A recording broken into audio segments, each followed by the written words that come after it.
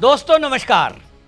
दोस्तों ममता बनर्जी अब चुनाव को हारता देख पूरी तरह बौखला गई है और बौखलाहट में वही भाषा का इस्तेमाल की जा रही है जो कांग्रेसी नेता बोल रहे हैं।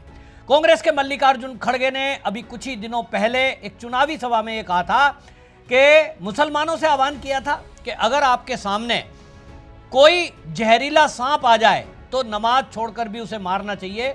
इसी तरह जहरीला सांप है आरएसएस और बीजेपी।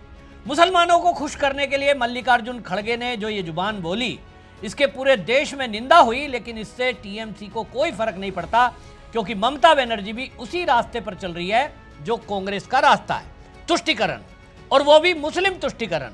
मुस्लिम तुष्टीकरण में ये राजनीतिक दल इस कदर अंधे हो गए हैं कि ये दुनिया का सबसे बड़ा एक सामाजिक संगठन जो देश की सेवा में लगा है उसको ये खत्म करने का कल्पना कर रहे हैं। खत्म करने के लिए लोगों को उकसा रहे हैं, उन पे हमला करने के लिए लोगों को उकसा रहे हैं। और ममता बनर्जी केरल के बाद वो वेस्ट बंगाल का राज है जिसमें भारतीय जनता पार्टी टीएमसी के गुंडों ने भारतीय जनता पार्टी के कार्यकर्ता और राष्ट्रीय स्वयंसेवक संघ के कार्यकर्ताओं पर हमले किए। लेकिन ममता बनर्जी का अभी दिल नहीं भरा शायद, और इसीलिए ममता बनर्जी एक चुनावी रैली में कह रही हैं कि सांप से भी ज़्यादा खतरनाक है भाजपा। वो कहती हैं कि सांप पे भरोसा कर लो लेकिन भारतीय जनता पार्टी पे भरोसा मत करना। क्यों भाई, भारतीय जनता पार्टी ने ऐसा क्या किया है? सांप तो अगर किसी को डस ले तो व्यक्ति की मृत्यु हो जाती है। भारतीय जनता पार्टी कितने सारे राज्यों में इस समय सत्ता में है, केंद्र में है, तो कितने लोगों का पालन कर रही है कि 80 करोड़ लोगों को हर महीने पिछले 5 साल से फ्री में राशन दे रही है। भारतीय जनता पार्टी की सरकार के पहले आप याद करिए, क्या कोई केंद्र में ऐसी सरकार आई जिसने फ्री में इस तरह से राशन दिया हो? हम बचपन से देखते आ रहे हैं कि राशन में गेहूं, चावल, दाल मिलती रही है, लेकिन उसकी कीमत अदा करनी पड़ी। मोदी जी आए तो कोविड काल में लोगों को फ्री में ये राशन दिया, फ्री में वैक्सीन दी, फ्री में दवाइयां दी। और ममता बनर्जी कहती है कि बीजेपी सांप से खतरनाक है। असल में ममता बनर्जी को यह लग रहा है कि भारतीय जनता पार्टी की सरकार जब से आई है वो घुसपैठ पर लगातार प्रहार कर रही है। भारतीय जनता पार्टी की जब से सरकार आई है वो भ्रष्टाचार पर प्रहार कर रही है। ईडी के द्वारा अभी तक लाखों करोड़ रुपया रिकवर किया गया है, अटैच किया गया है। भ्रष्टाचारियों में भय का माहौल है। तो ममता बनर्जी को लगता है कि जो भ्रष्टाचारी हैं टीएमसी के, वो तो जेल की सलाखों के पीछे जाएंगे, संपत्ति भी जब्त हो जाएगी निश्चित रूप से। अभी जो एसआईआर हुई है उसमें अब जो नाम कटे हैं 90 लाख, वो संख्या बंगाल में पहुंच चुकी है। ममता बनर्जी को दर्द इस बात का है कि उसमें बड़ी संख्या में घुसपैठियों को शामिल किया गया था, उनके तो वोट कट गए और भारतीय जनता पार्टी की सरकार बंगाल में बनने जा रही है। भारतीय जनता पार्टी की सरकार बंगाल में बनते ही कुछ नहीं करेगी, पुलिस को आदेश दिया जाएगा जिसके पास 2026 का बना हुआ वोटर कार्ड है, इसका मतलब वो बंगाल का निवासी है, बाकी को पकड़कर डिटेंशन सेंटर में डाल दो। तो या तो खुद भाग जाएंगे जैसे चुनाव की घोषणा होने के पहले भाग रहे थे, या तो पुलिस उनको पकड़कर डाल देगी। लेकिन बंगाल को घुसपैठ मुक्त कराना है, घुसपैठियों से मुक्त कराना है, ये भारतीय जनता पार्टी का दावा है। और इसीलिए ममता बनर्जी को लगता है भारतीय जनता पार्टी खतरनाक पार्टी है। लेकिन भारतीय जनता पार्टी भारतीयों के लिए वो रक्षा करने वाली पार्टी है, लेकिन हाँ घुसपैठियों के लिए, अपराधियों के लिए, बलात्कारियों के लिए, भ्रष्टाचारियों के लिए, बहन बेटियों के साथ व्यभिचार करने वालों के लिए निश्चित रूप से सांप से भी खतरनाक है जो ममता बनर्जी बोल रही है। लेकिन ममता बनर्जी आधी बातें बोल रही है। असल में ममता बनर्जी ये क्यों बोल रही है? क्योंकि टीएमसी के जितने भी विधायक वर्तमान में हैं, आप देखिए कि वर्तमान में जो प्रत्याशी बनाए उसमें भी 41% प्रत्याशी ऐसे हैं जिनके ऊपर गंभीर धाराओं में केस दर्ज है। संदेश खाली आप याद करिए कि रात को उठाकर ले जाते हैं बहन बेटियों को घर से, 2 दिन, 3 दिन, 4 दिन अपने ऑफिस पे रखना, जब मन भर जाए तब उनको वापसी करना। ये सामूहिक बलात्कार का एक ऐसा उदाहरण है, भारत में कहीं दूसरी जगह सुनने को नहीं मिला। किसने किया? टीएमसी के लोगों ने।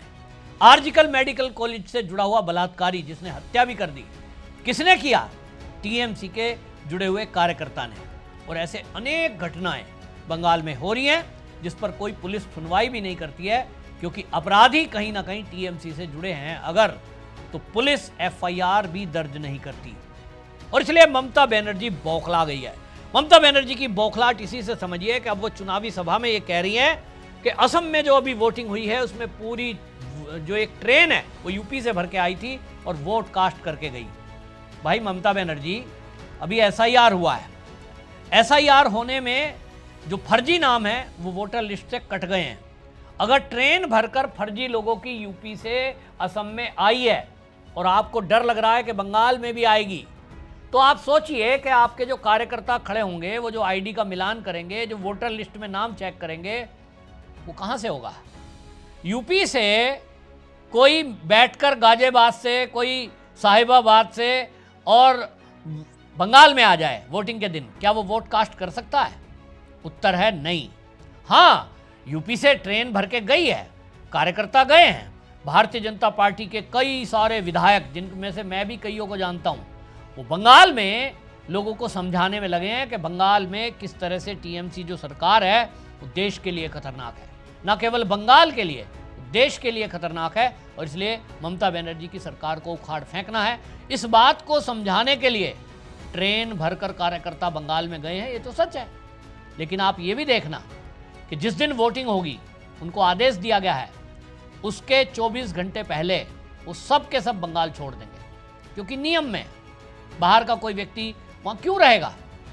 वोट कास्ट केवल वो करेंगे जो बंगाल के लोग हैं। लेकिन ममता बनर्जी इस समय डरी हुई है और इस तरह से अब हार का बहाना खोजने लगी है, क्योंकि उनको लग गया कि बंगाल में सरकार बनने से रही। हालत यह है कि भवानीपुर की खुद की सीट भी ममता बनर्जी हारने जा रही है। मेरी बात नोट कर लो। मैं दावे से कहता हूं, कोई बात कहता हूं, और दावा यह है कि आप देख लेना, भवानीपुर की सीट ममता बनर्जी आपको हारती दिखाई देगी। भले ही 1000 से हारे, लेकिन ममता बनर्जी हार रही है। क्यों? क्योंकि मोदी का जलवा सर चढ़कर बोल रहा है। मोदी जी की रैलियों में इतनी भीड़ उमड़ रही है जिसको कोई 1 रुपया देकर नहीं लाया है, लोग अपने आप आ रहे हैं। मोदी जी ने एक्स पर एक वीडियो पोस्ट की है, वो शिवम त्यागी भारतीय जनता पार्टी के प्रवक्ता हैं, उन्होंने अपने हैंडल से वो वीडियो दी है और उस पर लिखा है, जलवा है प्रधानमंत्री जी का। कोई कुछ भी कहता हो, लेकिन दुनिया में इतना प्रेम आज तक किसी नेता को ना मिला, ना मिलेगा। बंगाल का ये दृश्य देखिए और समझिए केमिस्ट्री को। बंगाल अब मोदी के साथ चलेगा और इसका प्रमाण देख लीजिए। वीडियो पोस्ट की है और इस वीडियो में मोदी जी बोल रहे हैं खुद, और वो बता रहे हैं कि मैं रैली के पहले जिस हेलीपोर्ट पर उतरा हूं, जितनी रैली में भीड़ है उतनी लगभग हेलीपैड के चारों तरफ खड़ी है मोदी जी को देखने के लिए। सोचिए, जिस नेता को देखने के लिए लोग घरों से 5-5, 6-6 किलोमीटर पैदल चल के आए हैं, उस मोदी का क्या जलवा होगा जब वो मंच से जाकर बोलेंगे। और ये असर दिखाई दे रहा है। सुनिए आप मोदी जी ने क्या कहा। मेरे प्यारे देशवासियों, आप मेरे पीछे देख सकते हैं बंगाल का मिजाज क्या है। अभी तो 11, साढ़े 11 बजे और मेरी है आज के दिन की पहली सभा। सिर्फ हेलीपैड पर ही हजारों लोग, नौजवान, माताएं, बहनें, ये दृश्य अद्भुत दृश्य है। चलिए, मुझे पब्लिक मीटिंग में लोग वेट कर रहे हैं, मुझे चलना पड़ेगा। धन्यवाद। सुना आपने, एक तरफ मोदी जी, दूसरी तरफ अमित शाह, दोनों फुल छक्के मार रहे हैं, फुल बैटिंग में कर रहे हैं। और अमित शाह ने बिल्कुल क्लियर कर दिया कि मैं वादा करके जाता हूं कि बंगाल से हम ममता के सिंडिकेट को खत्म कर देंगे। ममता दीदी ने क्या हाल बना के रखा है, सीमेंट लेना हो तो सिंडिकेट को कटमनी दो, पंखा लेना है तो सिंडिकेट के बीच में आ गया, रेत बालू लेना है तो सिंडिकेट, मतलब आप देखिए हर जगह सिंडिकेट गरीब आदमी का खून चूस रहा है। और अमित शाह ने घोषणा कर दी है कि हमारी सरकार आने वाली है, हम इसको उखाड़ फेंकेंगे। अमित शाह की बात सुनिए।